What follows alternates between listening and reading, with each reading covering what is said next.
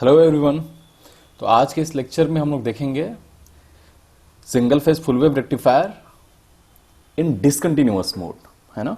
पिछले क्लास में हम लोग ने जो किया था वो single phase full wave rectifier इन कंटिन्यूअस मोड था। वहां पर क्या कर रहे थे, जो लोड करंट था हमारा या तो उसको कांस्टेंट ले रहे थे या फिर हम लोग कंटिन्यूअस ले रहे थे। इसका मतलब कि इन 0 to 2 पाई करंट की वैल्यू कभी भी जीरो नहीं हो रही थी। लेकिन अब जो केस लेकर चलेंगे हम लोग वो देखेंगे कि अगर 0 से 2 पाई साइकिल तक करंट की वैल्यू कहीं पर जीरो हो रही है तो फिर हमारा कन्वर्टर कैसा बिहेव करेगा, है ना।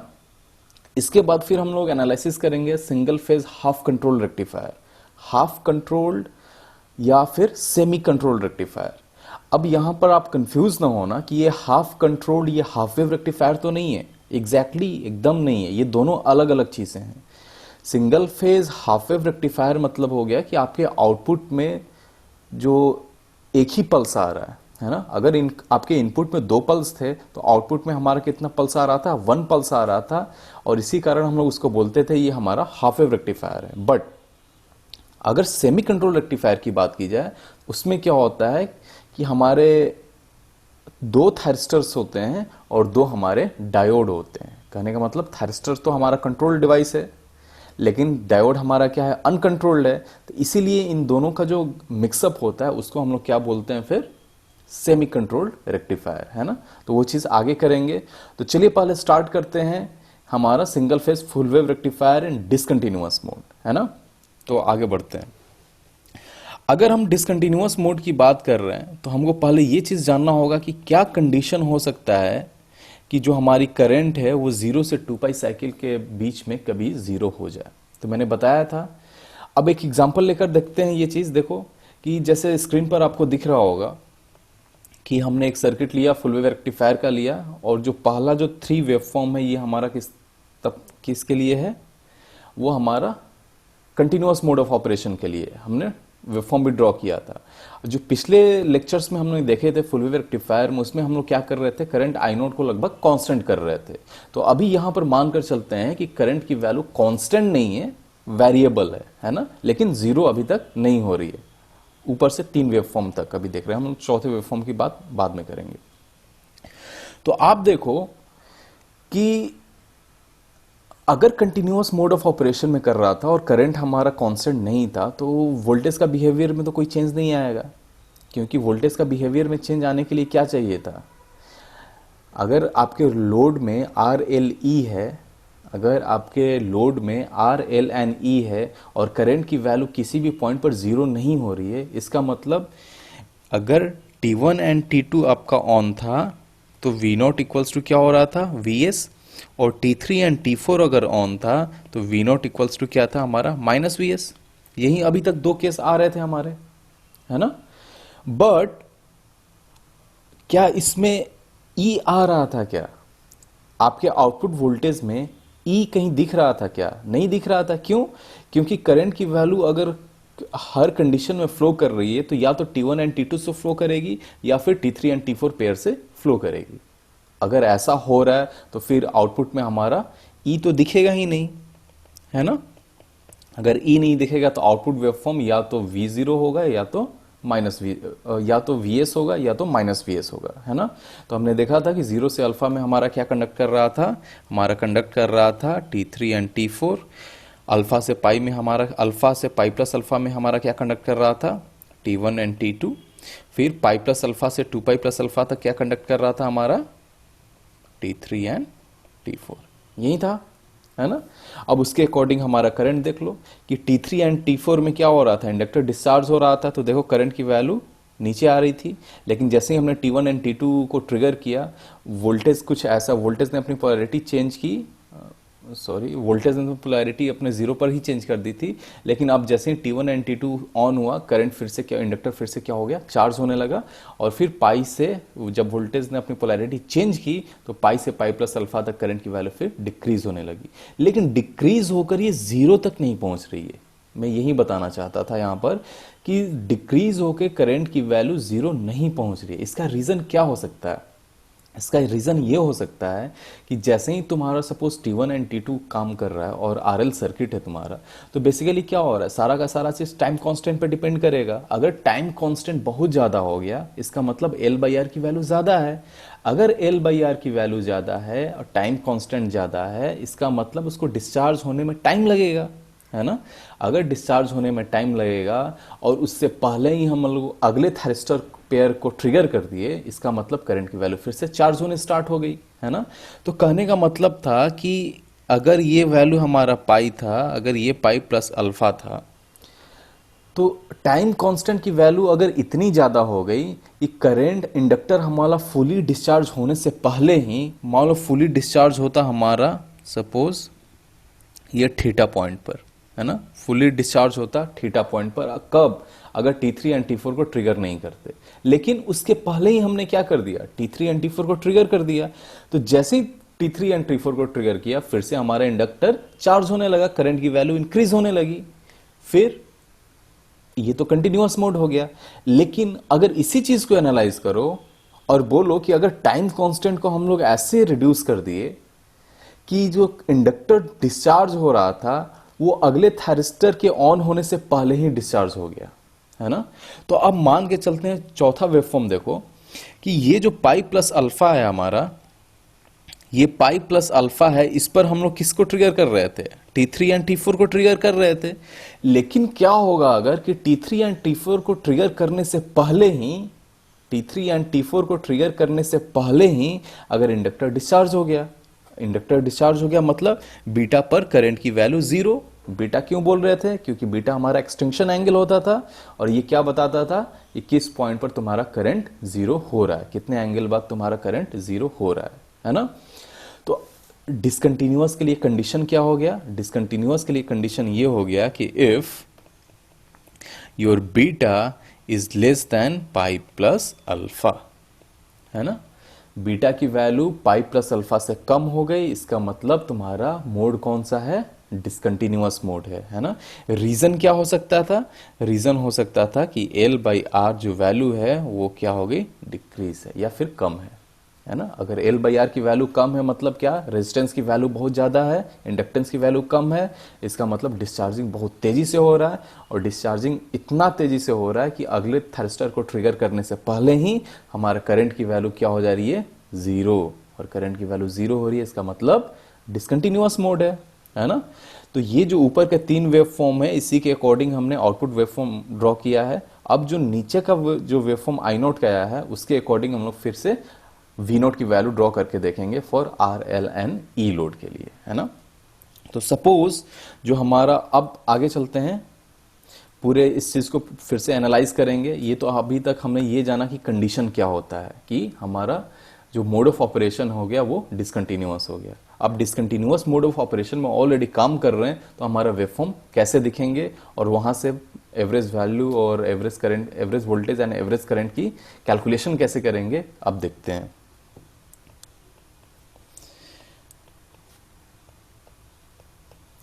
अब ये चीज देखना कि लोड में सपोज हमने मान लिया for RL and E load, है ना, मोस्ट कॉम्प्लेक्स है। अच्छा हाँ, उससे पहले एक और चीज मैं बता दूं कि अब अगर इतना वेवफॉर्म आप ड्रॉ कर ले रहे हो तो इतना अच्छा आपको आइडिया हो जाना चाहिए। अब मैं अगर बोलूं कि यहां पर एक फ्री व्हीलिंग डायोड अगर हम लगा देते, अगर यहां पर एक हम लोग फ्री व्हीलिंग डायोड लगा देते, तो क्या आउटपुट वोल्टेज में कुछ चेंज आएगा? जैसे ही तुमने यहां पर एक फ्री व्हीलिंग डायोड लगाया, क्या आउटपुट वोल्टेज में चेंज आएगा? जी हाँ, चेंज आएगा। क्या चेंज आएगा? हम जानते हैं कि जैसे ही फ्री व्हीलिंग डायोड लगता है, हमारा 0 टू अल्फा और पाई से पाई प्लस अल्फा में हमारा क्या कंडक्ट करता है, फ्री व्हीलिंग डायोड कंडक्ट करता है। अगर 0 से अल्फा में फ्री व्हीलिंग डायोड कंडक्ट कर रहा है, इसका मतलब ये शॉर्ट सर्किट हुआ, free wheeling diode short circuit हुआ। और अगर free wheeling diode short circuit हुआ तो लोड जो है हमारा, देखो लोड के अक्रॉस वोल्टेज क्या आया, ये डायोड के क्रॉस जो वोल्टेज है वही लोड के क्रॉस वोल्टेज है। तो अगर डायोड शॉर्ट सर्किट मतलब लोड के क्रॉस वोल्टेज जीरो। तो ये जो हम देख रहे हैं कि ये जो निगेटिव पीक बन रहा था, अब ये निगेटिव पीक ना बन के क्या हो जाएगा, व्हाइट लाइन हो जाएगी। व्हाइट लाइन क्या है हमारा, जीरो। तो ये चीज ध्यान रखना। अब ये छोटी छोटी चीजें हर बार हर कोई नहीं समझा सकता है आपको, हर बार हर केस आपको लेकर नहीं चल सकता है। आपको अब अपना कॉमन सेंस लगाना है कि जैसे ही फ्रीव्हीलिंग डायोड लगेगा तो हम जानते हैं जीरो से अल्फा और पाई प्लस अल्फा में हमारा फ्रीव्हीलिंग डायोड काम करता है। और फ्रीव्हीलिंग डायोड काम करता है तो क्या होता है, ये जो इंडक्टेंस आया था उसको, इंडक्टेंस का इफेक्ट आया था, जो निगेटिव पीक आ रहा था वोल्टेज हमारा, उस चीज को क्या करता है, कैंसिल आउट करता है। तो अब इस केस में आपका आउटपुट वोल्टेज वेवफॉर्म क्या निकल जाएगा, it is just similar to your resistive load, है ना। तो रेजिस्टिव लोड में क्या था, V M sine omega T को कहां से कहां तक इंटीग्रेट करते थे, अल्फा से पाई तक, है ना। टाइम पीरियड हमारा पाई है और अल्फा से पाई तक V M sine omega T को इंटीग्रेट कर दो, तुम्हारा एवरेज आउटपुट वोल्टेज निकल जाएगा। अब अगर फ्रीव्हीलिंग डायोड काम कर रहा था तो क्या इस आउटपुट करंट का नेचर में कुछ चेंज आएगा क्या, आउटपुट करंट के नेचर में कोई चेंज नहीं आएगा, है ना। यहां पर देखो, इसलिए कि आउटपुट करंट तो ऑलरेडी इससे फ्लो करता ही जाएगा, है ना।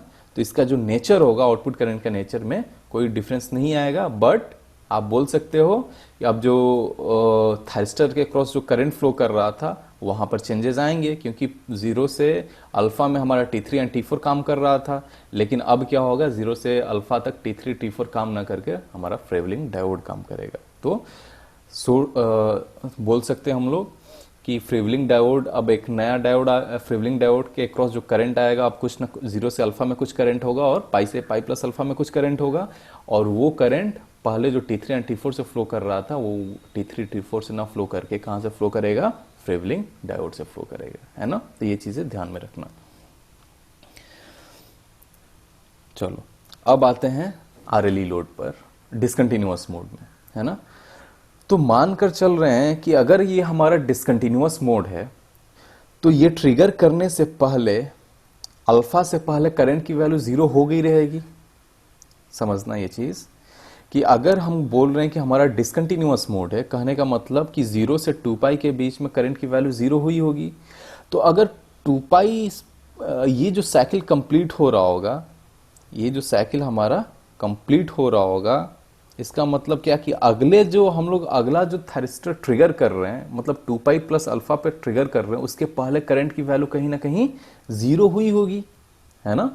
तो अगर इससे पहले करंट की वैल्यू जीरो हुई होगी तो मान लेते हैं कि एक पॉइंट हमारा ये ऐसा आया, सपोज ये बीटा डैश बोल देते हैं इसको, कि यहां पर करंट की वैल्यू जीरो हो गई थी एक साइकिल के बाद, है ना। तो अगर बीटा डैश ये हो गया तो हम 2 पाई से 2 पाई प्लस अल्फा में जो होगा वही चीज हमारा क्या होगा, जीरो से अल्फा में होगा। तो हम यहां भी मान के चल रहे हैं कि इस पॉइंट पर करंट की वैल्यू जीरो हो गई थी, है ना। अगर करंट की वैल्यू जीरो हो गई थी, इसका मतलब इसके यहां से यहां तक हमारा करंट जीरो हुआ होगा। इस चीज को समझना नॉर्मल सी बात है कि अगर 2 पाई से 2 पाई प्लस अल्फा में करंट की वैल्यू इंडक्टर डिस्चार्ज होकर जीरो हुआ होगा, तो जिस पॉइंट पर जीरो हुआ होगा उसके बाद तो फिर हमने थायरिस्टर को अभी ट्रिगर ही नहीं किया, तो करंट कोई फ्लो नहीं करेगा। तो हम ये बोलना चाह रहे हैं कि मान लो कि एक बीटा डैश पॉइंट है जहां पर करंट की वैल्यू जीरो हुई होगी। अगर वहां पर करंट की वैल्यू जीरो हो गई होगी तो वहां से 2 पाई प्लस अल्फा तक भी करंट जीरो होगा। अब 2 पाई प्लस अल्फा पे हम 2 पाई प्लस अल्फा पे जीरो होगा। अब क्या कर रहे हैं हम, इनिशियल में आते हैं कि अल्फा पर हमने थायरिस्टर को ट्रिगर किया। किस थायरिस्टर को ट्रिगर किया, कौन सा फॉरवर्ड बायस्ड है, T1 एंड T2। तो जैसे ही तुमने यहां पर T1 एंड T2 को, अच्छा सॉरी एक चीज, मैं ये जो V नोट में अभी करंट की वैल्यू लेकर चल रहा था, ये जो जीरो जीरो कर दिया, ये एक्चुअली हमारा किस में होगा, नीचे वाले ग्राफ I0 में होगा, ये चीज ध्यान देना। तो बीटा डैश और यहाँ पर ये जो होगा वोल्टेज जीरो यहाँ होगा, यहाँ पर नहीं होगा। वोल्टेज में मैंने गलती से कर दिया, ठीक है। तो करंट की वैल्यू जीरो हमारी कहाँ से हो रही है, करंट के वेवफॉर्म में हम लोग डालेंगे, सॉरी, है ना। अब करंट की वैल्यू पता चल गई। अब देखो कि जैसे ही हमने अल्फा पर ट्रिगर किया, करंट की वैल्यू क्या होगी, इंक्रीज होने स्टार्ट होगी। इंक्रीज होते होते कैसा, हम लोग ये कर चुके हैं ऑलरेडी, कैसा जाएगा वेव फॉर्म, कुछ ऐसा। और हमको पता है कि अगर ये जीरो हो रहा था तो बेसिकली इंडक्टर यहाँ पर टोटली डिस्चार्ज हो जाएगा, है ना। अगर यहाँ पर इंडक्टर टोटली डिस्चार्ज हो रहा है, कब हो रहा है कि अगला जो थायरिस्टर पेयर था हमारा, उसको ट्रिगर करने से पहले। ट्रिगर कर रहे थे हम लोग T3 एंड T4 को कब, पाई प्लस अल्फा पर। ये हो गया हमारा पाई और ये एंगल हो गया हमारा बीटा। बीटा क्या होता था, एक्सटिंक्शन एंगल होता था, है ना। तो अगर extinction angle pi plus alpha से कम हो गया यानी करंट की वैल्यू डिसकंटिन्यूअस हो गई। तो क्या बीटा से पाई प्लस अल्फा में कोई भी स्विच काम करेगा क्या, नहीं करेगा, क्योंकि आप देखो यहां पर कि T1 एंड T2 यहां से यहां तक कंडक्ट कर रहा था, है ना। T1 एंड T2 यहां से कंडक्ट कर रहा था और करंट की वैल्यू बीटा पर जीरो हो गई। इसका मतलब क्या हो गया, T1 एंड T2 ऑफ हो गया। अगर T1 एंड T2 ऑफ होता है और फिर आप बीटा से पाई प्लस अल्फा तक T3 एंड T4 को ट्रिगर नहीं किए हो, इसका मतलब क्या हो गया, चारों के चारों डिवाइस हमारे यहां पर क्या है, ऑफ है। चारों के चारों डिवाइस हमारे बीटा से पाई प्लस अल्फा तक ऑफ हैं। अगर बीटा से पाई प्लस अल्फा तक सारे डिवाइस ऑफ हैं तो हमारा जो करंट होगा वो क्या हो जाएगा, जीरो, है ना। फिर क्या होगा, फिर तुमने पाई प्लस अल्फा पर क्या कर दिया, ट्रिगर किया किसको, T3 एंड T4 को। तो T3 एंड T4 को ट्रिगर किया तो करंट की वैल्यू क्या हुई, फिर से इंक्रीज होनी स्टार्ट हुई और फिर से ये जीरो कब बन जाएगा, बीटा डैश पर, है ना। अब बीटा डैश पर जीरो हुआ, उसके बाद 2 पाई प्लस अल्फा तक क्या होगा, जीरो ही रहेगा। बीटा डैश पर एक बार करंट जीरो हो गया, उसके बाद यानी चारों के चारों स्विच ऑफ हो गए। यहां पर T3 एंड T4 भी ऑफ हो गया हमारा, और T1 एंड T2 को ट्रिगर कब कर रहे हैं, 2 पाई प्लस अल्फा तक कर रहे हैं। यानी चारों के चारों अगर डिवाइस जो है हमारे ऑफ हो गए, इसका मतलब करंट की वैल्यू जीरो। तो यही चीज हमारा रिपीट हो जाएगा जीरो से अल्फा में, है ना।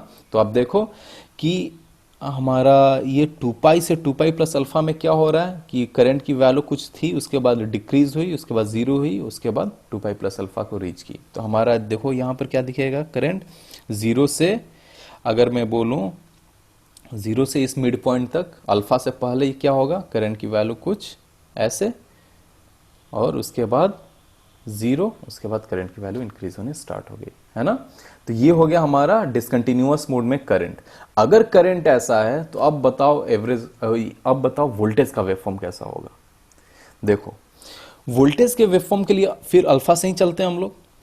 अल्फा से क्या हो रहा है, T1 एंड T2 तुम्हारा कंडक्ट कर रहा है। देखो T1 एंड T2 कब कंडक्ट कर रहा है, अल्फा से बीटा तक। अगर अल्फा से बीटा तक T1 एंड T2 कंडक्ट कर रहा है, इसका मतलब हम देखे थे पहले भी कि T1 एंड T2 कंडक्ट कर रहा था, V0 इक्वल्स टू क्या हो रहा था, Vs।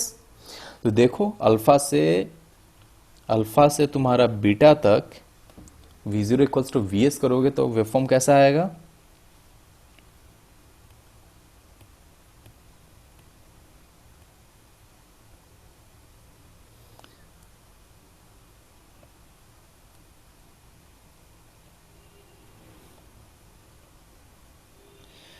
एग्जैक्टली इनपुट को फॉलो करेगा। तो अगर इनपुट की वैल्यू मैक्सिमम यहाँ पे थी तो ये भी मैक्सिमम को π/2 पर अचीव करेगा, और उसके बाद पाई पर जीरो जाएगा, उसके बाद बीटा पर आकर रुकेगा ये चीज।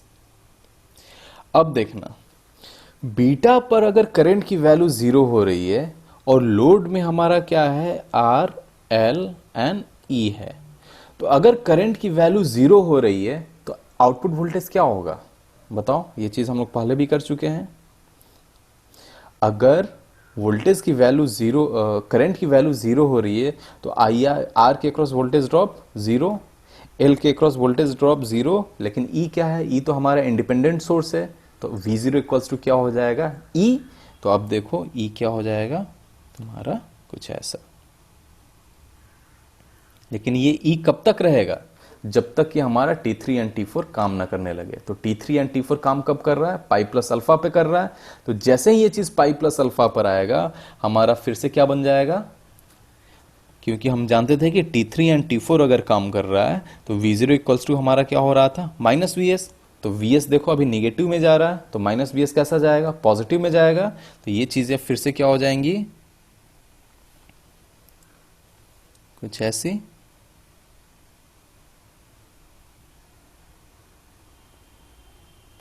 है ना। फिर से क्या हो रहा है, बीटा डैश पर फिर से क्या हो रहा है, एक चीज ध्यान देना यहां पे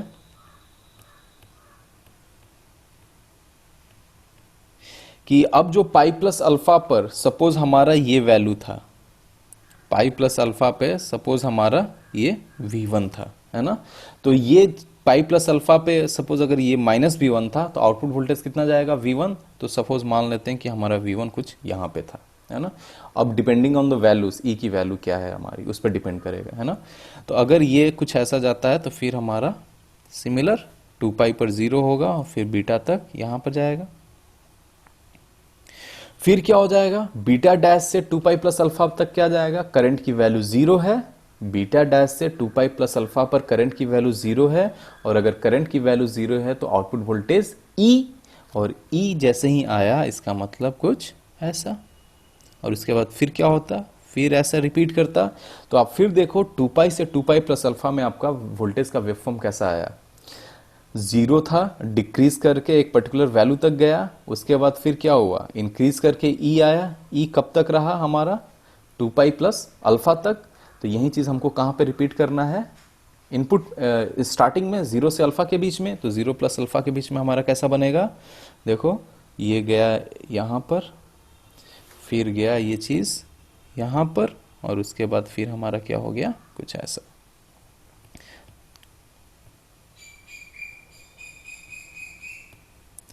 तो इसमें किसी को अब डाउट नहीं होना चाहिए। तो जो आउटपुट वोल्टेज बना हमारा वो कैसा बन गया, कुछ ऐसा। तो ये हो गया हमारा discontinuous mode of operation.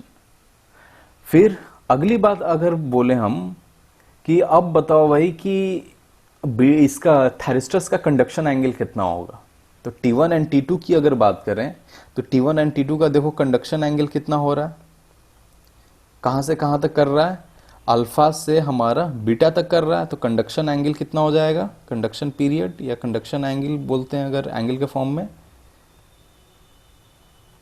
Equals two year हो जाएगा बीटा माइनस अल्फा, है ना। सिमिलरली अगर तुम T3 एंड T4 की भी बात करो तो T3 एंड T4 कब से कब तक कंडक्ट कर रहा है, पाई प्लस अल्फा से बीटा डैश तक कर रहा है ना। तो पाई प्लस अल्फा से तुम देखोगे कि अगर तुम्हारा जो, अब इसमें एक चीज और ध्यान देना कि जो भी हम लोग ट्रिगरिंग करते हैं एक पर्टिकुलर एक ही इंटरवल पे करते हैं। कहने का मतलब अगर ये अल्फा पे कर रहे हैं तो अगला कब करेंगे, पाई प्लस अल्फा पे कर रहे हैं। इसका मतलब ये हुआ कि पाई से बीटा में जितना डिस्टेंस है वही डिस्टेंस हमारा 2 पाई से बीटा डैश में भी होगा। ये सिमेट्रिसिटी आएगी, है ना, क्योंकि हमारा जो लोड तो सेम ही रह रहा है और फायरिंग पल्स भी अगर सेम है तो जितना टाइम पाई से बीटा में ले रहा है उतना ही टाइम हमारा 2 पाई से बीटा डैश में भी लेगा। इसमें कोई वो डाउट नहीं रहना चाहिए कि 2 पाई से बीटा डैश कुछ और हो सकता है या पाई से बीटा कुछ और हो सकता है, दोनों की वैल्यू एग्जैक्ट सेम होगी, ठीक है। तो जो चारों थायरिस्टर पेयर का जो कंडक्शन पीरियड होगा वो कितना होगा, बीटा माइनस अल्फा ही होगा, है ना। चलो अब आगे बढ़ते हैं।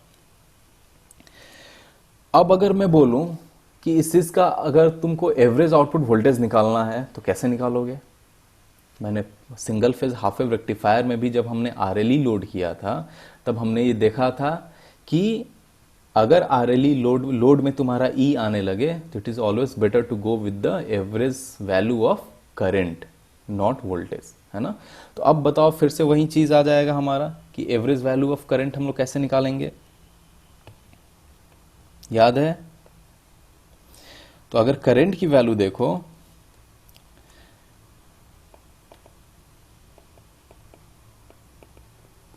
Calculation of average voltage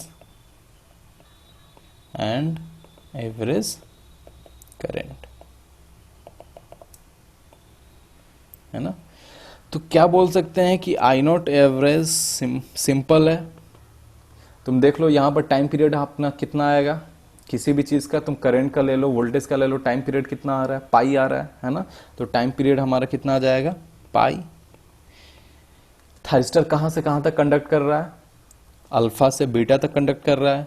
current का इक्वेशन क्या होता है?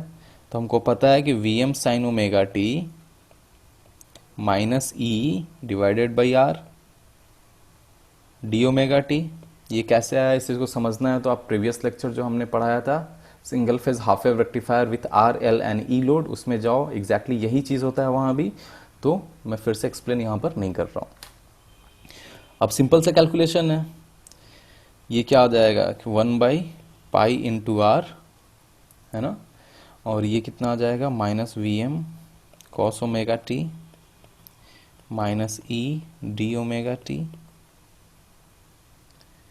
Sorry minus E into omega T, और ये वैल्यू कहाँ से कहाँ तक जा रही है? अल्फा से बीटा तक जा रही है ना।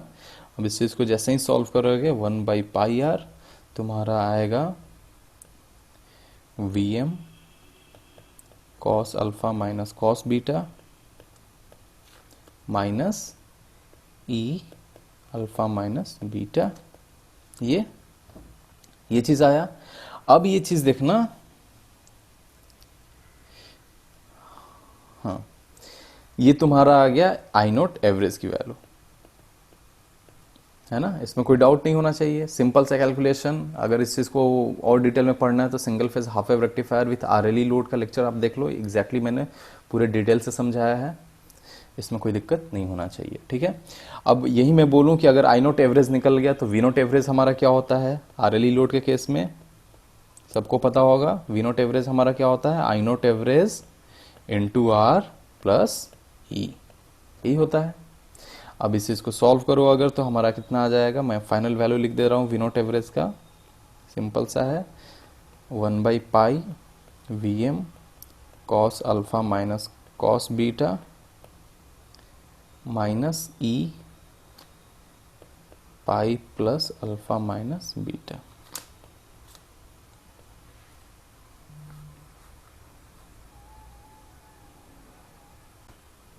है ना। तो बेसिकली यहां से हमारे जो दो मेन चीज आया वो हमारा क्या आया, आई नॉट एवरेज की वैल्यू कैसे फाइंड करेंगे, V M sine omega T minus E by R को इंटीग्रेट कर देंगे, देख लेंगे टाइम पीरियड हमारा कितना है, किस और किस पर्टिकुलर एंगल में आई नोट की वैल्यू नॉन जीरो आ रही है, वहां से वहां इंटीग्रेट कर देंगे, और वी नोट एवरेज हम डायरेक्टली क्या निकाल सकते हैं I naught average into R plus E. तो जब भी आर एल ई लोड में अगर ई का इफेक्ट दिख रहा है आपको, कब, जब ई का इफेक्ट दिख रहा है तभी आप क्या करोगे, पहले आई नोट एवरेज निकाल लो, अगर आई नोट एवरेज निकल गया फिर V naught average equals to I naught average into R plus E, है ना। लेकिन अगर कंटिन्यूअस मोड ऑफ ऑपरेशन है तो तुम्हारा ई का इफेक्ट नहीं आएगा, और अगर ई का इफेक्ट नहीं आ रहा है तो फिर तुम नॉर्मल वी नोट एवरेज को इजीली निकाल सकते हो, है ना। ये सारी चीजें हम लोग करके देख चुके हैं, ठीक है। तो चलिए अगला टॉपिक स्टार्ट करते हैं हमारा, सिंगल फेज सेमी कन्वर्टर बोलते हैं, सिंगल फेज, और इसको single phase half control rectifier बोलते हैं, है ना। कहीं कहीं पर सेमी कंट्रोल रेक्टिफायर भी बोलते हैं। तो कहीं भी सेमी लग गया या हाफ कंट्रोल लग गया, इसका मतलब क्या हो गया, हमारे पास दो थायरिस्टर्स हैं और दो हमारे पास डायोड हैं, है ना।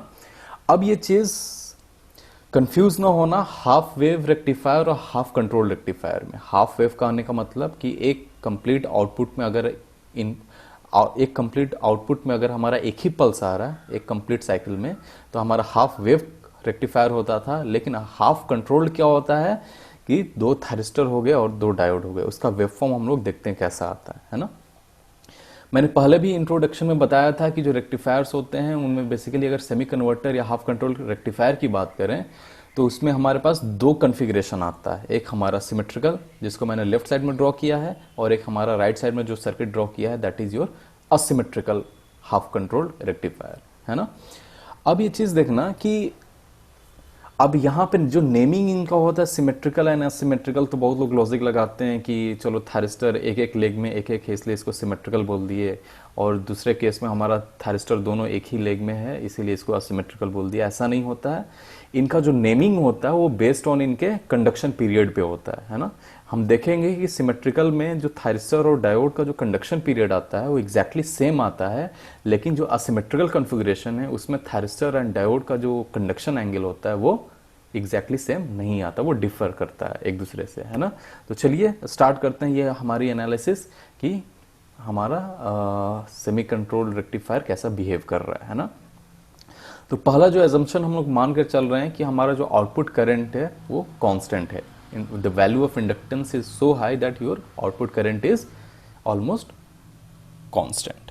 तो अगर आई नोट की बात करें तो आई नोट हमारा कैसा हो जाएगा, कुछ ऐसा, दोनों के केस में, दोनों कॉन्फ़िगरेशन के केस में, है ना।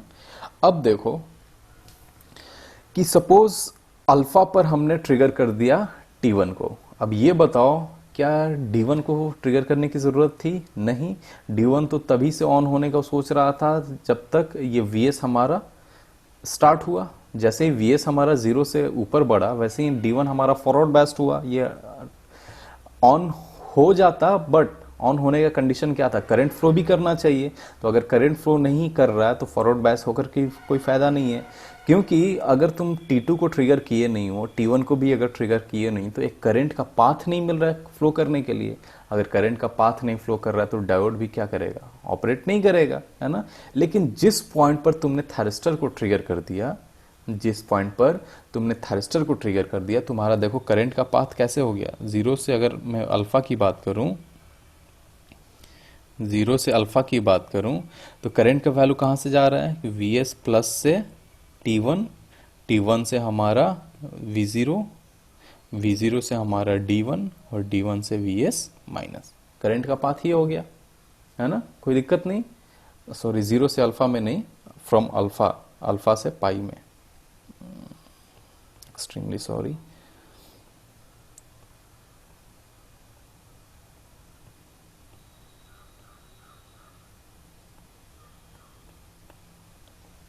है ना।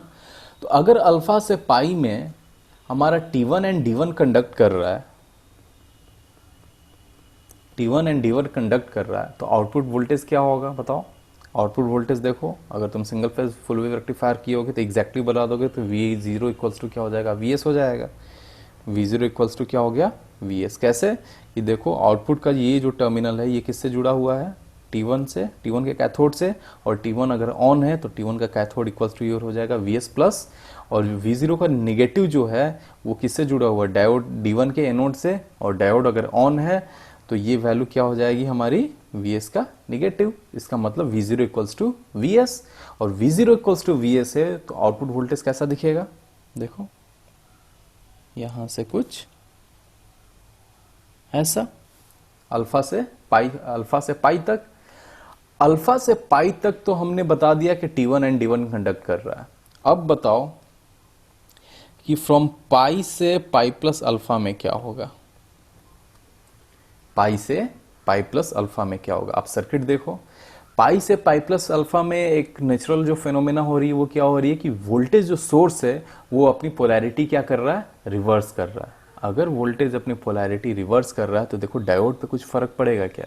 क्योंकि हम ऑलरेडी लेकर चल रहे हैं कि हमारा करंट हमारा फ्लो कर ही रहा है, करंट को पाथ मिल ही रहा है। इसका मतलब कोई ना कोई दो स्विच हमारे ऑन होंगे, है ना। दो स्विच में कौन ऑन हो सकते हैं? या तो थायरिस्टर 1 को हम लोग ऑलरेडी ट्रिगर किए हैं तो अभी तक ऑफ नहीं हुआ था तो T1 ऑन हो सकता है, D1 या D2 ऑन हो सकता है, लेकिन T2 तो ऑन हो ही नहीं सकता। क्यों? क्योंकि T2 को तो अभी तक हमने ट्रिगर ही नहीं किया है ना। तो हमारे T1, D1 एंड D2 में से दो स्विच अभी भी ऑन है। अब हमको ये पता करना है कि वो कौन से दो स्विच हैं। अब देखो कंपेयर करो D1 एंड D2 को। D1 एंड D2 को जैसे ही आप कंपेयर करोगे आपको पता चलेगा कि पाई से पाई प्लस अल्फा में सोर्स वोल्टेज ने अपनी पोलैरिटी रिवर्स की है। अगर सोर्स वोल्टेज ने अपनी पोलैरिटी रिवर्स की है तो नया पोलैरिटी क्या आ गया है? D1 के कैथोड पर पॉजिटिव आ गया है और D2 के कैथोड पर निगेटिव आ गया है ना। तो अब बताओ कौन सा डायोड ऑन होगा? फेवरेबल क्या है हमारा? D2 के कैथोड पे अगर निगेटिव आ गया मतलब फॉरवर्ड बायस्ड। अगर जैसे ही फॉरवर्ड बायस्ड हुआ इसका मतलब करंट का पाथ अब क्या मिल रहा है? VS से, VS प्लस से क्या मिल रहा है? T1, T1 से हमारा V0 V0 से हमारा D2 और D2 से हमारा VS माइनस, है ना। अब यहाँ पर ये मत सोचना कि VS अगर पोलैरिटी रिवर्स कर दिया तो VS प्लस नीचे आ गया। हम मान कर चल रहे हैं कि ये हमारा टर्मिनल ऊपर वाला VS प्लस है और नीचे वाला VS माइनस है ना। तो इसमें कंफ्यूजन नहीं होनी चाहिए आपको। तो करंट का पाथ क्या मिला, सोर्स से हमारा थायरिस्टर 1 में गया, थायरिस्टर 1 से हमारा लोड में गया, लोड से हमारा D2 में आया, D2 से हमारा VS माइनस में आया। अब बताओ कि अगर यहाँ पर कौन कौन से स्विच आपके काम किए, T1 एंड D2। अगर T1 एंड D2 काम कर रहा है तो आप बताओ कि आउटपुट वोल्टेज क्या होगा, जल्दी बताओ। अगर T1 एंड D2 काम कर रहा है तो आप बताओ आउटपुट वोल्टेज क्या होगा, जल्दी कमेंट करो। एग्जैक्टली अगर T1 एंड D2 काम कर रहा है मतलब कि ये जो पॉइंट है आपका, मैं फिर से सर्किट का इक्विवेलेंट सर्किट ड्रॉ कर रहा हूं कि ये हमारा T1 अगर काम कर रहा है यानी शॉर्ट सर्किट, D1 काम कर रहा है यानी वो भी शॉर्ट सर्किट, T2 हमारा ऑफ है ओपन सर्किट, D1 हमारा ऑफ है ओपन सर्किट। ये हो गया हमारा लोड और ये हो गया हमारा सोर्स। तो अब बताओ कि जो आउटपुट वोल्टेज है उसका टर्मिनल कहाँ कहाँ पे है। जो आउटपुट वोल्टेज का टर्मिनल जो पॉजिटिव पे है वो फिर यहाँ पर मैच कर रहा है और जो निगेटिव पे है वो यहाँ पे मैच कर रहा है। और ये जो लाइन है ये क्या है, पूरी की पूरी शॉर्ट सर्किट है। तो जो आउटपुट वोल्टेज होगा वो क्या होगा, जीरो। कब से कब तक, पाई से पाई प्लस अल्फा तक। तो पाई प्लस अल्फा, पाई से पाई प्लस अल्फा तक कौन सा डिवाइस काम कर रहा है, T1 एंड D2, और आउटपुट वोल्टेज हमारी क्या होगी, जीरो। समझ में आई बात, इसमें कोई डाउट नहीं होना चाहिए, है ना। अब देखो फिर आगे बढ़ते हैं। आगे कौन इंटरवल आया हमारा, पाई प्लस अल्फा से 2 पाई, पाई प्लस अल्फा से हमारा 2 पाई। अब बताओ इसमें कौन कौन सा डिवाइस काम करेगा। देखो पाई प्लस अल्फा से 2 pi, pi plus alpha specific point है, क्यों, क्योंकि यहां पर हम लोग किसको ट्रिगर कर रहे हैं, T2 को ट्रिगर कर रहे हैं। तो जैसे ही तुम T2 को ट्रिगर करोगे वैसे ही हमारा T1 क्या हो जाएगा, एग्जैक्टली ऑफ। और जैसे ही हमारा T1 ऑफ हुआ, अब करंट का पाथ क्या मिल रहा है बताओ।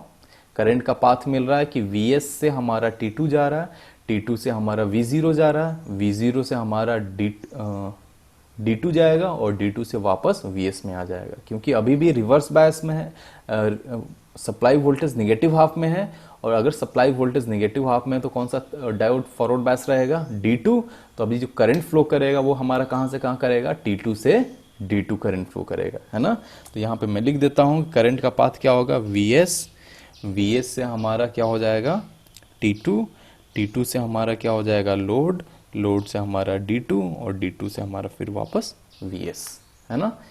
तो यहां पर कौन से डिवाइस काम कर रहे हैं, हमारा T2 एंड D2। यहां पर समझना काफी जरूरी है कि किस पर्टिकुलर इंटरवल में हमारा कौन सा स्विच ऑन है। ये क्वेश्चन आया हुआ है गेट में और आ सकता है, ये नॉर्मल चीज है ना। तो आपको अगर ये चीज पता चल गया केवल कि किस पर्टिकुलर इंटरवल में कौन सा स्विच ऑन है, बस आपका सेमी कन्वर्टर वहीं पे खत्म हो गया, है ना। तो ये 2 पाई तक तो हम लोग पहुंच गए। अब बताओ 2 पाई से 2 पाई प्लस अल्फा में क्या होगा, क्योंकि 2 पाई से 2 पाई प्लस अल्फा में वही जो होगा वही सेम चीज रिपीट होगा हमारा 0 से अल्फा में। तो अब हम लोग देखते हैं कि 2 पाई से 2 पाई प्लस अल्फा में हमारा क्या होता है।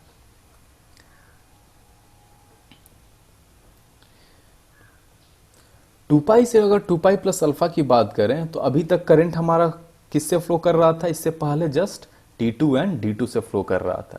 लेकिन जैसे ही 2 पाई को क्रॉस किया, वोल्टेज सप्लाई वोल्टेज था उसने अपनी पोलैरिटी चेंज की और पोलैरिटी चेंज करके क्या हो गया, वापस D1 के कैथोड पर निगेटिव आ गया और D2 के कैथोड पर क्या आ गया, पॉजिटिव आ गया। तो अब बताओ कौन सा डायोड ऑन होगा। तो जैसे ही 2 पाई को क्रॉस किया वोल्टेज, वैसे ही हमारा T2 एंड D1 ऑन हो गया। अब जैसे ही T2 एंड D1 हो गया तो ये जो पूरा लेग है ये पूरा ले गए, ये क्या हो जाएगा, शॉर्ट सर्किट। और जैसे ही ये शॉर्ट सर्किट हुआ वैसे ही हमारा आउटपुट वोल्टेज जीरो। तो आउटपुट वोल्टेज जीरो कहां से कहां तक फिर हो रहा है, 2 से 2 प्लस अल्फा में, है ना। अच्छा, पाई प्लस अल्फा से 2 तक हमने ड्रॉ नहीं किया था, तो पाई प्लस अल्फा से 2 प्लस अल्फा तक हमारा V0 क्या हो जाता है, माइनस VS। आप single phase full wave rectifier में जाओ, देखो कि इस डायगोनल का जो है T2 एंड D2 अगर ऑन होता था उस केस में, single phase full wave rectifier में आप याद करो T3 एंड T4 ऑन करता था तो आउटपुट वोल्टेज क्या आता था, V0 equals to minus VS।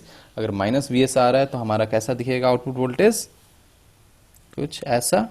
कहाँ तक जा रहा था, 2 तक, और 2 से फिर 2 प्लस अल्फा तक अभी देखा हमने क्या हो गया, 0। तो यही चीज रिपीट कहाँ से होगा, 0 से अल्फा में, है ना। ये हो गया। अब देखो स्विच कौन कौन सा ऑन है, स्विच हमारा ऑन है 2 से 2 प्लस अल्फा में, कौन सा था, T2 एंड D2। तो यहां भी क्या हो जाएगा, T2 एंड D2। अल्फा से पाई में हमारा क्या ऑन था, T1 एंड D1। पाई से पाई प्लस अल्फा में क्या था, T1 एंड D2। और यहां पे क्या था, T2 एंड D2। और 2 से 2 प्लस अल्फा में देखो क्या था हमारा ऑन, सॉरी इस सेम लेकर थायरिस्टर एंड डायोड ऑन था, यानी T2 एंड D1 ऑन था। Exactly sorry, extremely sorry. अगर आप देखो यहाँ पर तो आपका क्या ऑन होगा, D1 ऑन होगा। तो ये चीज़ हमारा क्या हो जाएगा, D1, और ये भी चीज़ हमारा क्या हो जाएगा, D1, है ना। तो 0 से अल्फा में क्या हमारा कर रहा था, T2 एंड D1। अल्फा से पाई तक T1 एंड D1। पाई से पाई प्लस अल्फा में T1 एंड D2। और पाई प्लस अल्फा से 2 तक T2 एंड D2। फिर 2 से 2 प्लस अल्फा में T2 एंड D1। तो जो चीज़ 2 से 2 प्लस अल्फा में कंडक्ट करेगा वही चीज़ 0 से हमारा अल्फा में भी कंडक्ट करेगा। तो ये हो गया output voltage in case of symmetrical converter. अब अगर इसको कंपेयर किया जाए single phase full control rectifier से, जिसमें हमारे 4 थायरिस्टर होते थे, और अगर वो कंटिन्यूअस मोड में काम करता था RLE लोड के लिए सपोज, तो हमारा आउटपुट वोल्टेज कैसा आता था, याद करो, आउटपुट वोल्टेज में निगेटिव पीक आता था। तो जैसे ही हम सेमी कन्वर्टर यूज कर रहे हैं, हमारा जो पहला बेनिफिट आ रहा है वो निगेटिव पीक खत्म हो रहा है। निगेटिव पीक खत्म होने से क्या होता है, हमारा एवरेज आउटपुट वोल्टेज इंक्रीज कर जाता है। तो इसका बहुत बड़ा मेरिट है कि without using 4 thyristors which are very costly, you are getting the results, means you are omitting the negative peak in the output voltage, है ना। तो ये चीज हो गया, हमारा पहला फायदा क्या मिल गया कि निगेटिव पीक खत्म हो रहा है, और हम 4 थायरिस्टर भी नहीं यूज करना पड़ रहा है, 2 डायोड में ही हमारा काम हो जा रहा है ना। अब ये चीज अगर मैं यही बोलूं कि अब असिमेट्रिकल के लिए चलते हैं, है ना, अब असिमेट्रिकल के लिए चलते हैं, तो देखना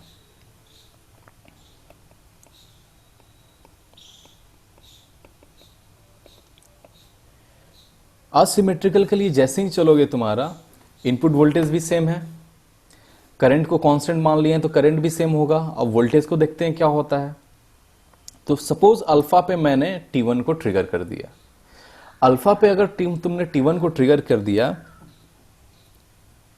तो देखो डायोड में कौन सा फॉरवर्ड बायस था, अभी डायोड में हमारा क्या था, ये प्लस था, ये निगेटिव था, तो इसके अक्रॉस निगेटिव आ रहा है, D1 के अक्रॉस निगेटिव आ रहा है कैथोड पे, और D2 के एनोड पे निगेटिव आ रहा है। तो कौन सा ऑन होगा, D1। तो अभी जैसे ही हमने अल्फा पर ट्रिगर किया तो हमारा स्विच कौन कौन सा ऑन हुआ, T1 एंड D1। तो सिमेट्रिकल में आप देखो from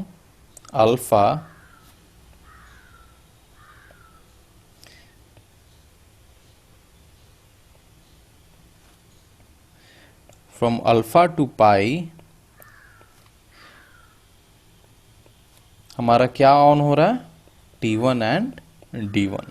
T1 and D1 on हो रहा है। करंट का पाथ क्या होगा, VS से T1, T1 से V0, V0 से D1, और D1 से फिर VS। तो T1 एंड D1 ऑन हो रहा है, तो बोल सकते हैं कि output voltage equals to your input voltage, कोई दिक्कत नहीं इसमें। तो output voltage equals to input voltage. बताओ कि जो मैंने अल्फा से पाई तक ड्रॉ किया है आउटपुट वोल्टेज, वो क्या एग्जैक्टली सेम होगा दोनों के केस में, सिमेट्रिकल के केस में भी और असिमेट्रिकल के केस में भी। तो हमारा क्या हो गया, अल्फा से पाई में हम देख रहे हैं कि हमारा ये वेवफॉर्म सही है ना, कोई दिक्कत नहीं है। अब बताओ कि पाई से पाई प्लस अल्फा में क्या होगा, पाई से पाई प्लस अल्फा में क्या होगा। सर्किट देखो, पाई से पाई प्लस अल्फा में क्या हो रहा है कि वोल्टेज अपनी पोलैरिटी चेंज कर रहा है। अगर वोल्टेज अपनी पोलैरिटी चेंज कर रहा है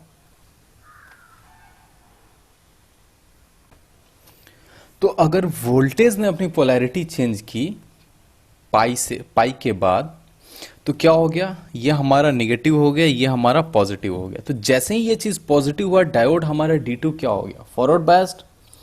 डायोड फॉर D2 तो फॉरवर्ड बायस्ड हो गया, लेकिन अभी भी हमारा लोड में करंट फ्लो कर रहा है। हमको ये चीज पता है कि थ्रू आउट हमारा फ्रॉम 0 to 2 पाई लोड में करंट फ्लो कर रहा है। तो करंट का पाथ क्या हो सकता है, करंट का पाथ क्या हो सकता है, आप देखो। तो इसलिए यहां पर क्या होता है कि from your pi to pi plus alpha में जो स्विच को कंडक्ट करना था वो अब कंडक्ट क्या करेगा, D1 एंड D2 कंडक्ट करेगा। अब कहोगे कि सर D1 के ऊपर में तो पॉजिटिव आ चुका है, लेकिन ये भी देखो कि अगर लोड में तुम्हारा इंडक्टर है, अगर लोड में तुम्हारा इंडक्टर है तो वो डिस्चार्जिंग होने के टाइम में अपना क्या करता है, पोलैरिटी चेंज करता है। अगर वो पोलैरिटी चेंज कर रहा है, इसका मतलब हमारा अगर ये इंडक्टर है, करंट की वैल्यू सेम ही रह गई लेकिन वोल्टेज की वैल्यू क्या हो जाएगी, ऐसे। तो उस कारण से क्या होता है कि D1 भी ऑन हो जाता है। तो from pi to pi plus alpha में क्या होगा, हमारा D1 एंड D2 कंडक्ट करेगा, है ना। अगर D1 एंड D2 कंडक्ट कर रहा है तो आउटपुट वोल्टेज क्या हो गया हमारा, 0, है ना। अगर D1 एंड D2 कंडक्ट कर रहा है तो आउटपुट वोल्टेज क्या हो गया हमारा, 0। तो क्या आउटपुट वोल्टेज के वेवफॉर्म में कोई चेंज आया है क्या, नहीं आया। तो जैसा सिमेट्रिकल का आउटपुट वोल्टेज वेवफॉर्म आता है, सेम टू सेम वैसा ही हमारा असिमेट्रिकल का भी वेवफॉर्म आता है ना। तो अब देखते हैं, तो यहां पे हमने क्या किया, पाई से पाई प्लस अल्फा में हमारा क्या ऑन हुआ, D1 एंड D2। करंट का जो पाथ हुआ वो कहां से गया कि लोड से, सपोज लोड से ही लेके चलते हैं, लोड से हमारा गया D1 में, D1 से हमारा गया D2 में, और D2 से फिर चला गया लोड में, है ना। तो जो आउटपुट वोल्टेज आएगी वो क्या आ गई हमारी, 0, है ना। ये क्यों हुआ, क्योंकि हम जान रहे हैं कि हमारा जो लोड करंट था वो कांस्टेंट था, इसको फ्लो करना ही करना था, है ना। तो अगर D1 को तुम मान रहे हो कि ऑफ अगर हो गया तो फिर करंट का तो पाथ ही नहीं मिलेगा, क्योंकि T2 भी अभी ऑन नहीं है। तो करंट फोर्सफुली कहां से फ्लो करेगा, D1 एंड D2 से फ्लो करेगा, और आउटपुट वोल्टेज की वैल्यू क्या हो जाएगी हमारी, 0, है ना। तो ये चीज हो गया। अब देखते हैं कि फ्रॉम पाई प्लस अल्फा से 2 पाई तक, पाई प्लस अल्फा से 2 पाई तक। तो देखो फिर से, पाई प्लस अल्फा पे तुमने क्या कर दिया, T2 को ट्रिगर कर दिया। अब जैसे ही तुमने T2 को ट्रिगर कर दिया, अब तो हमारा करंट क्या फ्लो करेगा, बताओ। जैसे ही तुमने T2 को ट्रिगर कर दिया, अब जो करंट फ्लो करेगा वोल्टेज सोर्स से D2, D2 से आउटपुट वोल्टेज से T2, और T2 से Vs, है ना। तो देखो फ्रॉम पाई प्लस अल्फा से 2 पाई पर हमारा क्या करेगा, Vs से हमारा D2, D2 से हमारा लोड से हमारा T2, और T2 से हमारा फिर वापस सोर्स, है ना। अगर ये चीज हो रहा है तो फिर आप देखो कि अगर क्रॉस डायगोनल एलिमेंट्स, अगर डायगोनल डिवाइस ऑन है तो आउटपुट वोल्टेज इक्वल्स टू क्या हो गया यहाँ पर, -Vs, है ना। तो जैसे ही ये चीज -Vs हुआ, आप देखो कि उस टाइम Vs हमारा क्या था, निगेटिव में था, तो -Vs क्या हो गया हमारा, पॉजिटिव में आएगा। तो क्या पाई प्लस अल्फा से 2 पाई तक भी वोल्टेज में कोई आउटपुट वोल्टेज में चेंज आएगा क्या, नहीं आएगा, है ना। तो फ्रॉम, अगर टोटल इसका ऑपरेशन देखो तो फ्रॉम 0 से 2 पाई में इसका आउटपुट वोल्टेज की भी वैल्यू एग्जैक्टली सेम रहती है। बस डिफरेंस क्या आता है डिवाइसेस में, कि किस पर्टिकुलर टाइम पे कौन सा डिवाइस ऑन होगा, यहां पर चेंज आएगा। अदरवाइज सारे के सारे वेवफॉर्म हमारे एग्जैक्टली सेम आएंगे, है ना। फिर वैसे ही अगर मैं बात करूं कि 2 पाई से 2 पाई प्लस अल्फा में क्या होगा, 2 पाई से 2 पाई प्लस अल्फा में वही होगा। फिर क्या होगा हमारा D1, वोल्टेज ने अपनी पोलैरिटी चेंज कर दी। जैसे ही वोल्टेज ने पोलैरिटी चेंज कर दी, हमारा फिर से D1 हमारा ऑन हो जाएगा और करंट किसके थ्रू पास करेगा, D1 एंड D2 के क्रॉस पास करेगा। तो D1 एंड D2 से अगर करंट पास कर रहा है तो फिर आउटपुट वोल्टेज हमारी क्या हो जाएगी, 0, है ना। तो आउटपुट वेवफॉर्म हमारा कैसा आ जाएगा, 2 पाई से 2 पाई प्लस अल्फा में ऑलरेडी मेंशन किया हुआ है। तो ये भी हमारा 0 आ गया। तो 0 से अल्फा में भी हमारा क्या आ गया, 0। तो डिफरेंस कहां पर आया, डिफरेंस बस इन दोनों में कहां से आया कि ऊपर में जो मैंने स्विच के नाम जो लिखे हैं T1 D1 T2 D1, उसके बाद T1 D1, अब यहां पर रेड कलर में मैं असिमेट्रिकल के लिए लिख रहा हूं। तो देखो कि जब जब वोल्टेज 0 हो रहा है हमारा क्या ऑन हो रहा है, D1 एंड D2 ऑन हो रहा है। और जब जब हमारा वोल्टेज वेवफॉर्म आ रहा है हमारा सेम रह रहा है T1 D1, फिर यहां पर क्या हो जाएगा D1 D2, फिर यहां पर क्या हो जाएगा T1 D1, फिर यहां पर क्या हो जाएगा D1 एंड D2। तो जब जब वोल्टेज 0 हो रहा है D1 एंड D2 कंडक्ट कर रहा है, लेकिन जब जब हमारा वोल्टेज का वेवफॉर्म आ रहा है आउटपुट वोल्टेज में, तब तक हमारा क्या हो रहा है, T1 एंड D1 ऑन हो रहा है ना। अब देखो इसका नाम सिमेट्रिकल एंड असिमेट्रिकल क्यों पड़ा। अगर मैं बात करूं कि फ्रॉम 0 टू 2 पाई में, 0 टू 2 पाई में T1 कितनी देर कंडक्ट किया, ठीक है। अगर हम सिमेट्रिकल की बात करते हैं,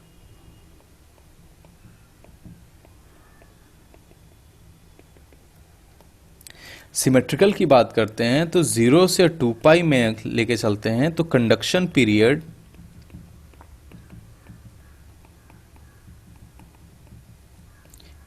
पीरियड ऑफ ईच थायरिस्टर,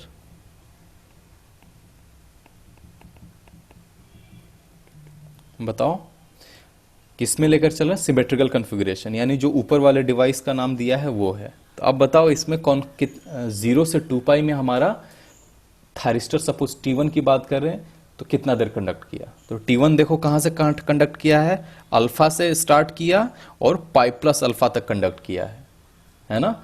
यहां पर देखना पाई से पाई प्लस अल्फा में करंट की वैल्यू 0 है, लेकिन T1 कंडक्ट कर रहा था, T1 के क्रॉस करंट फ्लो कर रहा था। तो जो कंडक्शन पीरियड हो गया T1 का, देखो कहां से कहां तक हो गया, फ्रॉम अल्फा से पाई प्लस अल्फा। तो ड्यूरेशन कितना हुआ, ये पाई प्लस अल्फा से पाई प्लस अल्फा कितना हो गया हमारा, पाई। तो थायरिस्टर कितना कंडक्ट कर गया, पाई। सिमिलरली तुम अगर T2 की बात देखो तो T2 हमारा कहां से कहां तक कंडक्ट कर रहा है, फ्रॉम पाई प्लस अल्फा से 2 पाई प्लस अल्फा। तुम बोलोगे नहीं हम तो पाई तक ही लें, 2 पाई तक ही लेंगे, तो ठीक है, पाई प्लस अल्फा से 2 पाई तक तो कंडक्ट कर रहा है, लेकिन 0 से हमारा अल्फा तक भी तो कंडक्ट कर रहा है ना। 2 पाई पाई प्लस अल्फा से 2 पाई तक कंडक्ट कर रहा है, लेकिन 0 से अल्फा में भी कंडक्ट कर रहा है। तो टोटल कितना हो गया, 2 pi minus pi plus alpha plus alpha. तो टोटल कितना हो गया, अगेन पाई। तो यहां पर जो दोनों थायरिस्टर हैं उनका जो कंडक्शन पीरियड है वो हमारा कितना है, पाई है ना। अब रही बात डायोड की, तो conduction period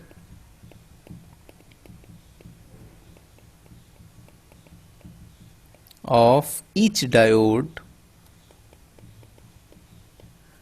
equals to conduction period of each diode. अब बताओ सिमेट्रिकल कॉन्फ़िगरेशन में देखो, अगर D1 की बात कह रहे हैं तो D1 कब से कब तक कंडक्ट कर रहा है, यहां पे मैं थोड़ा क्लियर कर देता हूं, यहां पे कंफ्यूजन ना हो जाए।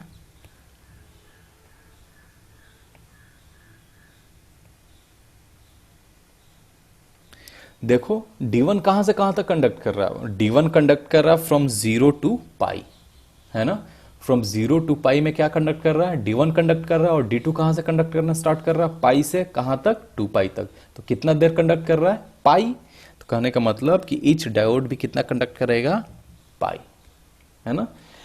अब आ जाते हैं असिमेट्रिकल पे।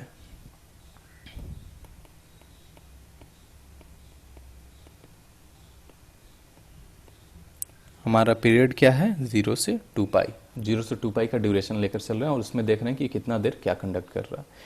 तो फिर से अगेन आते हैं, कंडक्शन पीरियड बताओ कितना होगा थायरिस्टर का, ऑफ ईच थायरिस्टर। देखो बताओ जो रेड कलर में हमने स्विच लिखा है उसकी बात कर रहे हैं हम। तो conduction period of each thyristor की अगर बात करें हम लोग, अच्छा फिर से मैंने मिस्टेक किया है यार, सॉरी, आज बहुत सारे मिस्टेक्स मैंने कर दिए। तो ये जो था हमारा क्या कंडक्ट कर रहा था यहाँ पे, T2 and D2. Extremely sorry for that. I don't know why I'm making such mistakes today, but yeah, still at the end I have corrected everything. Don't worry. तो हम देख रहे थे कि अगर T1 की बात करें असिमेट्रिकल वेवफॉर्म में, तो T1 कहां से कहां तक कंडक्ट कर रहा है, देखो बस अल्फा से पाई तक कर रहा है ना, कहां से कहां तक कर रहा है, अल्फा से पाई तक कर रहा है, उसके बाद तो T1 कंडक्ट नहीं कर रहा है। तो ये कंडक्शन पीरियड कितना हो गया, पाई माइनस अल्फा बोल सकते हैं इसको, है ना। तो ये कितना हो गया हमारा, पाई माइनस अल्फा। अगर यही बात मैं बोलूं कि conduction period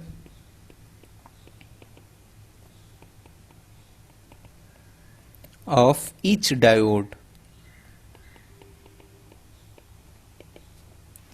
conduction period of each diode, अब बताओ रेड कलर में जो कंडक्शन पीरियड डायोड का है वो D1 की बात करें तो D1 कहां से कहां तक कंडक्ट कर रहा है बताओ। तो आप जैसे ही D1 को देखोगे, 0 से अल्फा में कंडक्ट कर रहा है, यस कर रहा है, अल्फा से पाई में कंडक्ट कर रहा है, यस कर रहा है, पाई से पाई प्लस अल्फा में कंडक्ट कर रहा है, यस कर रहा है, उसके बाद तो हमारा D1 कंडक्ट 2 पाई तक नहीं कर रहा है। इसका मतलब टोटल कंडक्शन कितना हो गया इसका, 0 टू पाई प्लस अल्फा।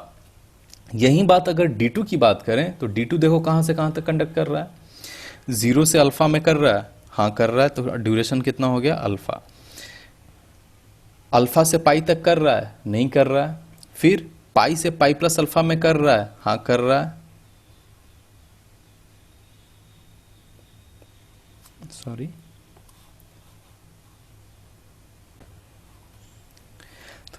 तो पाई से पाई प्लस अल्फा में कर रहा है, पाई से पाई प्लस अल्फा में कर रहा है, तो कितना ड्यूरेशन हो गया अल्फा प्लस। अब देखो क्या पाई प्लस अल्फा से 2 पाई में कंडक्ट कर रहा है D2, हाँ कर रहा है, तो ये जो ड्यूरेशन हुआ पाई प्लस अल्फा से 2 पाई का, ये कितना हुआ, ये ड्यूरेशन हो गया 2 पाई माइनस अल्फा हो जाएगा। तो ये टोटल ड्यूरेशन कितना हो गया, देखो आप कि alpha plus pi minus alpha, alpha alpha cancel, तो टोटल कितना आ गया हमारा ड्यूरेशन, पाई प्लस अल्फा। तो ये D2 भी कितना देर कंडक्ट कर रहा है, पाई plus alpha. Again I have made mistake, it should be pi plus alpha। तो देख रहे हैं यहां, सॉरी एग्जैक्टली सॉरी। तो यहां पे हम लोग क्या देख रहे हैं कि थायरिस्टर का कंडक्शन पीरियड कितना आया, पाई माइनस अल्फा, और डायोड का कंडक्शन पीरियड कितना आया, पाई प्लस अल्फा। तो अगर ये दोनों के कंडक्शन पीरियड में चेंज आ रहा है और जो पिछला केस है सिमेट्रिकल वाला उसमें कोई चेंज नहीं आ रहा है, तो इसी के बेस पे इसका हम लोग नेमिंग किए हैं कि this one is your symmetrical and this one is your asymmetrical, है ना। तो क्या बोल रहे हैं, कौन सा सिमेट्रिकल आएगा हमारा, सिमेट्रिकल वो आएगा जिसमें डायोड एंड थायरिस्टर का कंडक्शन पीरियड एग्जैक्टली सेम रहेगा, एंड असिमेट्रिकल कौन आएगा जिसमें डायोड एंड थायरिस्टर का जो कंडक्शन एंगल है, जो कंडक्शन पीरियड है वो डिफरेंट आएगा, है ना। ये चीज ध्यान देना। बहुत लोग बोलते हैं कि एक लेग में 2 थायरिस्टर लग गया तो इसलिए इसको एसिमेट्रिकल बोल दिए या फिर सिमेट्रिकल बोल दिए, तो वो कोई लॉजिक नहीं बनता है। लॉजिक का रीजन बस यही है, कंडक्शन पीरियड वैरी कर रहा है, इसलिए एक को सिमेट्रिकल बोलते हैं, एक को असिमेट्रिकल बोलते हैं, है ना। तो ये हो गया हमारा। अब चलो कुछ क्वेश्चन कर लेते हैं, 1-2 क्वेश्चन कर लेते हैं, 2 क्वेश्चन कर लेते हैं। तो पहला क्वेश्चन आपकी स्क्रीन पे है, देखो ट्राई कर सकते हो क्या, काफी आसान क्वेश्चन है, 1 मार्क का 2012 में गेट में आया हुआ है। अ हाफ कंट्रोल्ड, जैसे ही ये बोला हाफ कंट्रोल्ड, उसका मतलब क्या हो गया, 2 थायरिस्टर 2 डायोड, है ना। Single phase bridge rectifier is supplying an RL load, it is operated at a firing angle alpha and the load current is continuous. The fraction of cycle that the freewheeling diode conducts is, अब यहां पे ध्यान देना, half control तो किया ही किया है, उसके बाद एक फ्री व्हीलिंग डायोड भी लगा दिया है।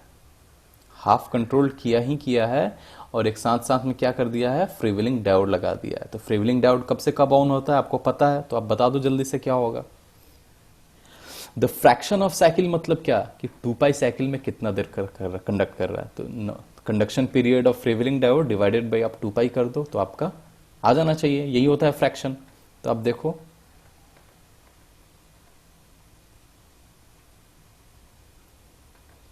मैं सॉल्व कर रहा हूं। तो अगर ये हमारा आउटपुट वोल्टेज है, आउटपुट वोल्टेज कुछ ऐसा आता है, तो आपको पता है कि फ्री व्हीलिंग डायोड कब से कब तक काम करता है, 0 to अल्फा एंड पाई से पाई प्लस अल्फा, है ना। तो 0 से अल्फा में कर रहा है, पाई से पाई प्लस अल्फा में कर रहा है, तो टोटल ड्यूरेशन कितना हो गया इसका 2 पाई साइकिल में 2 अल्फा। 2 अल्फा हुआ तो फ्रैक्शन कितना हो जाएगा 2 अल्फा बाई 2 पाई, यानी अल्फा बाई पाई। ये हो गया आपका कौन सा ऑप्शन, डी, है ना।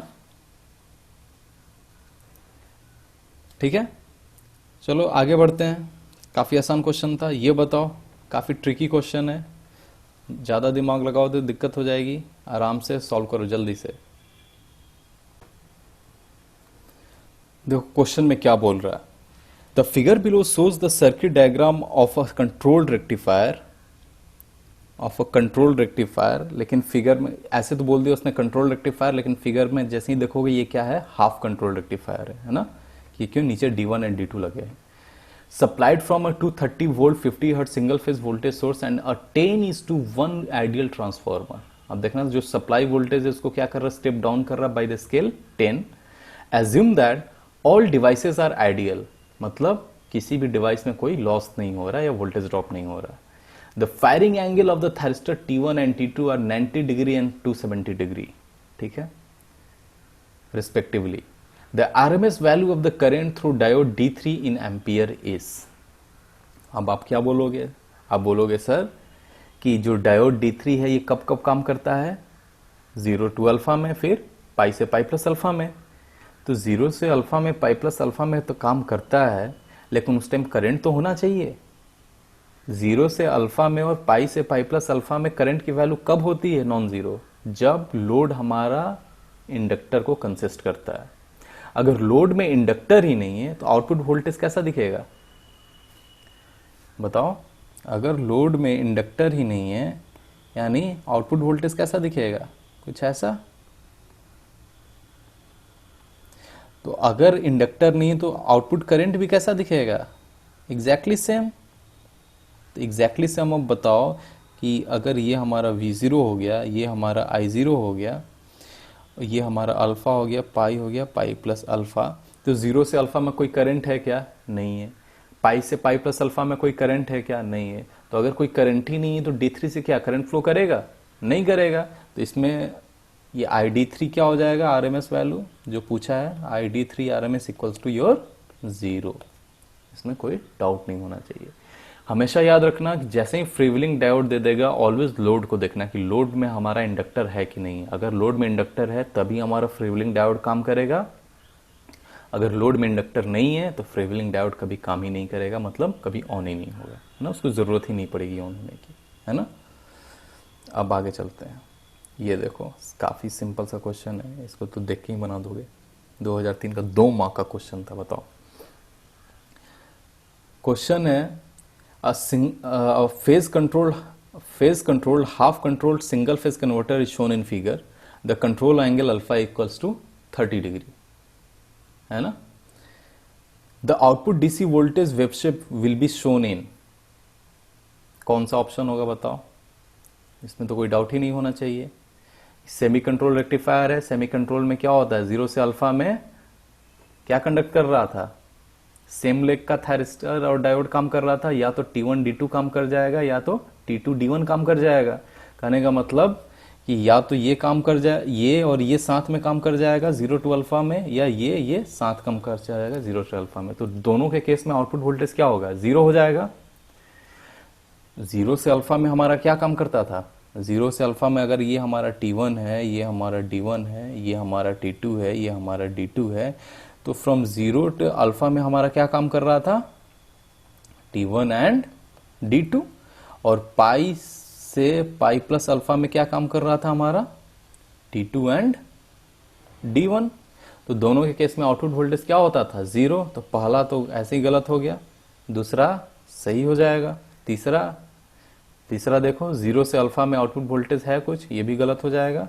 और चौथा हमारा क्या था, चौथा क्या है कि 0 से पाई में है और पाई से पाई प्लस अल्फा में नहीं है, ऐसा तो असिमेट्रिसिटी नहीं आता है, इसका मतलब ये भी क्या हो जाएगा हमारा गलत। तो हमारा ऑप्शन क्या है, बी। नॉर्मल सा हमने देखा था आउटपुट वोल्टेज वेवफॉर्म कैसा आता है, ये हो गया इसका आंसर, है ना। तो इस टाइप के क्वेश्चन आते हैं, तुमको अब बस ये चीज करना है कि कहीं भी ब्रिज कॉन्फ़िगरेशन या कैसा भी दिख जाए सर्किट, उसके अकॉर्डिंग तुम अगर वेवफॉर्म ड्रॉ कर लो तो तुम्हारा इजीली सॉल्व कर पाओगे। अगर नहीं कर पा रहे हो तो फिर दिक्कत होगा, है ना। तो चलो ये चीज खत्म करते हैं यहीं पे आज, और अगले क्लास में देखेंगे कुछ और चीज। बेसिकली हम लोग 3 phase half wave rectifier start करेंगे, कुछ क्वेश्चन करेंगे पहले, और उसके बाद 3 phase half wave rectifier start करेंगे। वहां से भी अच्छे खासे क्वेश्चन आते हैं। 3 phase half wave rectifier as well as 3 phase full wave rectifier भी हमारे लिए काफी इंपॉर्टेंट रखता है। और उसके बाद फिर हम लोग एक बार जब ये 3 फेज हाफ वेव और फुल वेव खत्म हो जाएगा, उसके बाद जो हमने इनिशियल में एक एजम्पशन याद रखकर लिया था कि सोर्स इंडक्टेंस की वैल्यू को हमने नेग्लेक्ट किया था, है ना। जैसे ये जो क्वेश्चन था, आप देखो एक क्वेश्चन मैं दिखा रहा हूं, ये जो क्वेश्चन था, तो ये क्वेश्चन में क्या आ जाएगा, अगर यहां पर ट्रांसफार्मर यूज कर रहे हो तो ट्रांसफार्मर का जो इक्विवेलेंट सर्किट ड्रॉ करते हो वहां पर क्या आता है, आर एंड एल आता है। तो चलो आर को तो नेग्लिजिबल हम लोग मान लेते हैं, लेकिन एल को तो नेग्लेक्ट नहीं कर सकते। लेकिन एल को नेग्लेक्ट नहीं कर सकते तो यहां पर क्या आ गया, सोर्स में ही इंडक्टेंस आ जाएगा। तो उसका इफेक्ट इस पूरे सर्किट पर क्या पड़ता है, ये चीज हम लोग वहां पे देखेंगे, है ना। तो चलो आज के लिए इतना ही रखते हैं, अगले क्लास में फिर देखेंगे 3 phase half wave and full wave rectifier. तब तक के लिए टाटा, गुड बाय।